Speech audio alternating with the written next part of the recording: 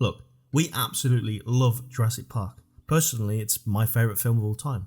It was an absolute masterpiece when it came out in 1993. It terrified us with raptors in kitchens, gave us goosebumps with that T-Rex roar,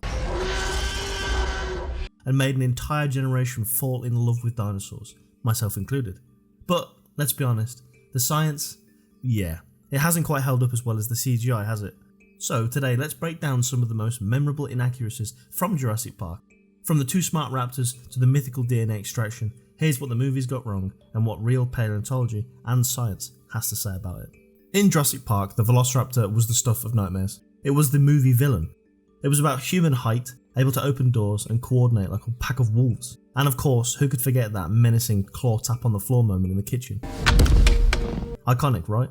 Well, and admittedly this is a fact that you'll all most likely be familiar with, but the real Velociraptor was only the size of a turkey, not a man. It stood only at half a metre tall and weighed roughly 15 kilograms. It did have that curved toe claw and it was a predator, but it wasn't some tactical kitchen assassin. What the film calls Velociraptor was actually way closer to a dinosaur called Deinonychus, a larger cousin. Michael Crichton, the author of the book, even admits that he just likes the name Velociraptor better, and I've got to admit, it does sound a bit cooler. And then there's the whole scaly raptor thing. By the time Jurassic Park 3 came out in 2001, we had pretty solid evidence that raptors were actually in fact fully feathered.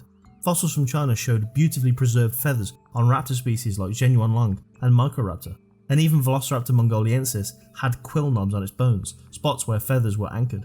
So yeah, the real Velociraptor probably looked less like a lizard and more like a vicious, oversized chicken. Well, or turkey, which is more fitting. And we mean that in the most respectful way, of course.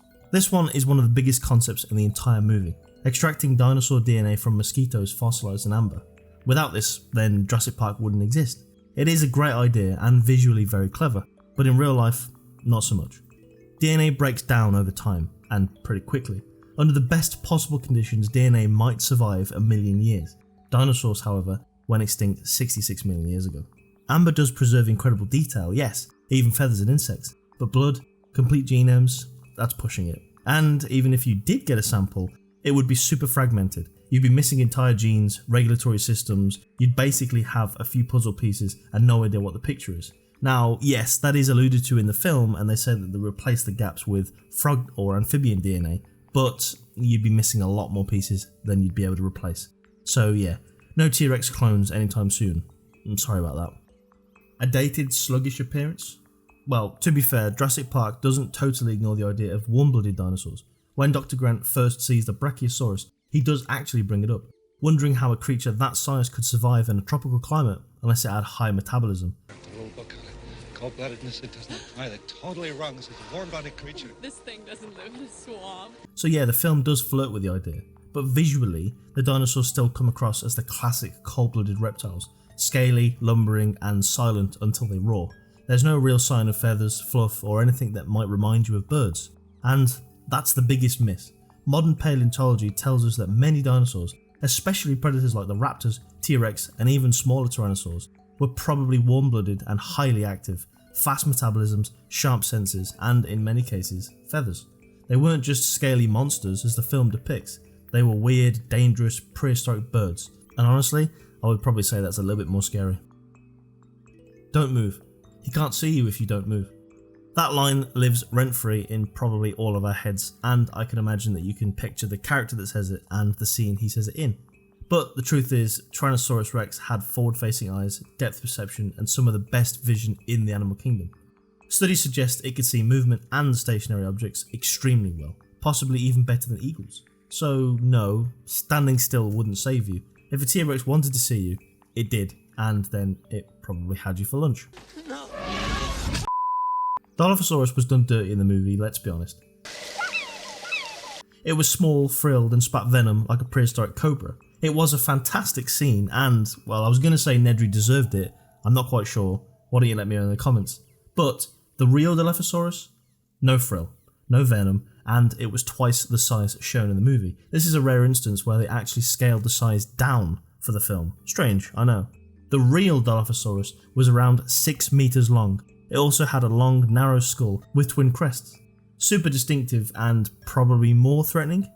Jurassic Park basically took artistic license and turned it into a fantasy creature, still entertaining nonetheless, but not even remotely close to reality. We alluded to this earlier about the scientists filling in the missing dino DNA with frog DNA. It sounds clever, but in reality it's basically genetic gibberish.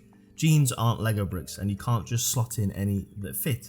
You can't plug in amphibian DNA into the dinosaur genome and expect a functioning embryo. You get, well, nothing.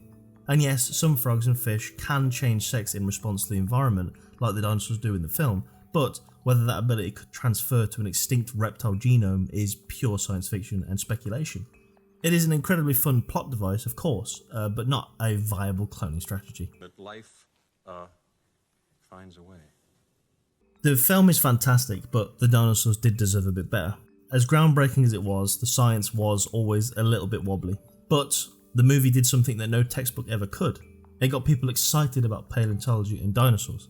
It inspired careers, discoveries, and questions that real scientists are still chasing today. So yes, it got things wrong, a lot of things, but it also opened the door for the public to learn about what real dinosaurs were like. I remember first learning about dinosaurs having feathers, and it kind of blew my mind and destroyed my reality of how I thought things were, but in all honesty, I'm incredibly glad that Jurassic Park was made and exists. It exists as speculative art, and I'm really not mad about it.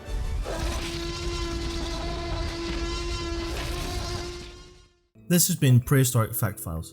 If you're into dino myths, fossil facts and ancient science, hit like, subscribe and tap the bell. It really helps and I really would appreciate it more than you know.